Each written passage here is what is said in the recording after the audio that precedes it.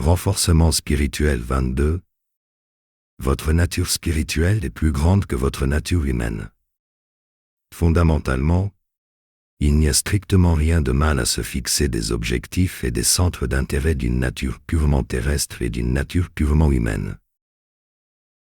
Oh, il n'y a strictement rien de mal à faire en sorte de vous assurer un niveau élevé de revenus et de faire en sorte d'en profiter et d'en faire profiter vos proches.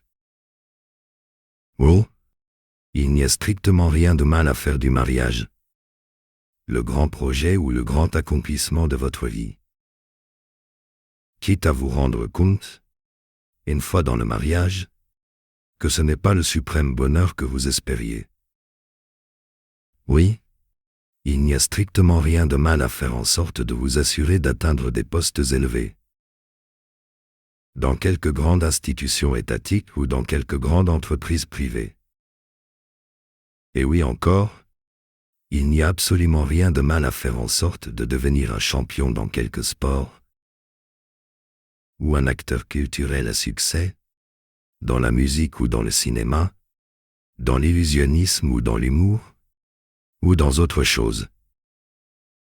Dans l'autre sens, il n'y a rien de mal, non plus, à faire en sorte de réussir à se contenter d'une vie sobre, modeste, anonyme, de réussir à être heureux avec 3 fois rien, en étant personne.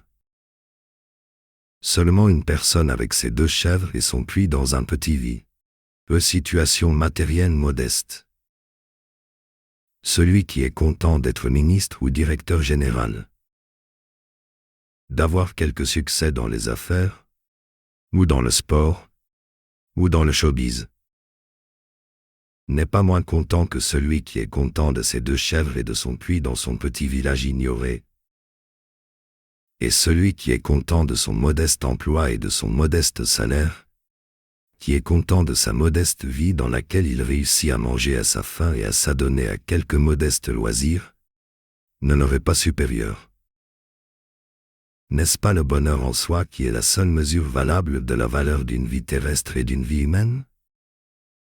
Celui qui est content avec un seul bananier n'est pas moindre que celui qui est content avec toute une bananeraie de plusieurs hectares.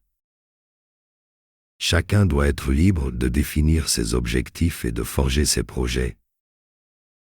Et si l'objectif de quelqu'un est de ne plus avoir le moindre désir pour quelque objectif et pour quelque projet que ce soit, alors c'est ainsi que s'exprime sa liberté. S'il faut essayer d'éviter quelque chose, du point de vue terrestre et du point de vue humain, c'est de se retrouver prisonnier d'une personnalité que l'on ne parvient pas à aimer, et d'un statut social, financier et matériel dont on n'arrive pas à être content. Celui qui est crispé sur le désir d'être ministre, et qui n'arrive pas à aller plus loin que directeur adjoint d'une institution étatique, souffre de la même souffrance que celui qui rêve ardemment d'une petite voiture citadine, et qui ne peut s'offrir qu'une trottinette.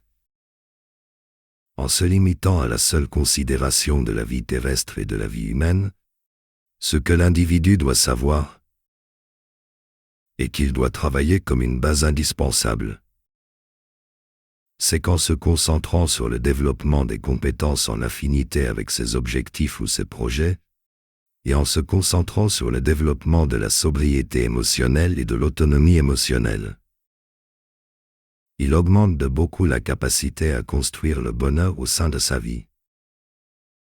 En se concentrant sur le développement des compétences, c'est-à-dire des compétences, ou des talents, ou des capacités, ou des activités, ou des qualités qui sont en affinité avec les objectifs ou les projets qu'il s'est définis et qu'il doit se définir. Beaucoup sont en souffrance et restent en souffrance, soit parce qu'ils ne prennent pas soin de définir clairement leurs objectifs ou leurs projets, attendant une absurde inspiration, soit parce qu'ils négligent le développement des bonnes compétences, espérant, absurdement encore, atteindre leurs objectifs ou réaliser leurs projets à partir de la médiocrité de leurs compétences. Et que dire de tous ceux qui échouent, qui se sabotent ou qui abandonnent, parce qu'ils se noient régulièrement dans leurs émotions? Fondamentalement, il n'y a strictement rien de mal à se fixer des objectifs et des projets de nature terrestre et de nature humaine. Ces projets, car le bonheur terrestre et le bonheur humain signifient l'apprivoisement de ces choses. Et c'est une erreur de croire que la spiritualité invite à rejeter ces choses. Ce à quoi invite la spiritualité, c'est à remettre ces choses en perspective. La grande absurdité, c'est de consacrer toute votre vie à vous battre pour des choses terrestres et pour des choses humaines, et de vous enivrer complètement des quelques victoires que vous obtenez dans ces choses. Comprenez la nuance.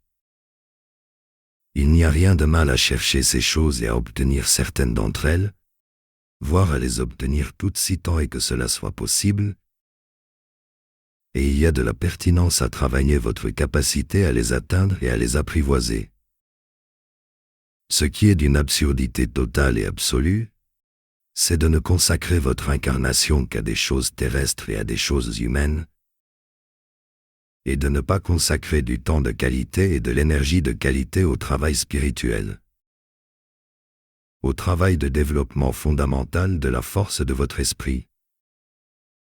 Vous n'êtes pas un être humain ayant un esprit. Vous êtes un esprit immortel temporairement incarné dans une complexion humaine, une complexion physique et psychologique avec ses besoins spécifiques, ses désirs spécifiques et ses fragilités spécifiques. Quand vous partirez de cette incarnation, la seule chose que vous emporterez, c'est la force intérieure que vous aurez développée. Ce sont les capacités spirituelles que vous aurez développées. L'homme le plus riche ou l'homme le plus pauvre du monde, cela n'aura aucune importance pour l'esprit immortel que vous êtes. Que vous ayez été l'homme le plus insignifiant ou l'homme le plus charismatique du monde, cela n'aura aucune importance. Que vous ayez été l'homme le plus récompensé du monde, ou que vous n'ayez jamais eu même une seule médaille en chocolat, cela n'aura aucune importance. Pour l'esprit immortel que vous êtes, seul compte ce que vous aurez réussi à développer de forces spirituelles et de capacités spirituelles. Quoi? Vous dites que pour le monde, la force spirituelle et les capacités spirituelles n'ont aucune valeur? Mais c'est le monde lui-même qui n'a pas de valeur intrinsèque. Et votre incarnation n'aura servi strictement à rien, si elle ne sert que la soif et la satisfaction des choses terrestres et des choses humaines. Sensei Cyril Ndongasu.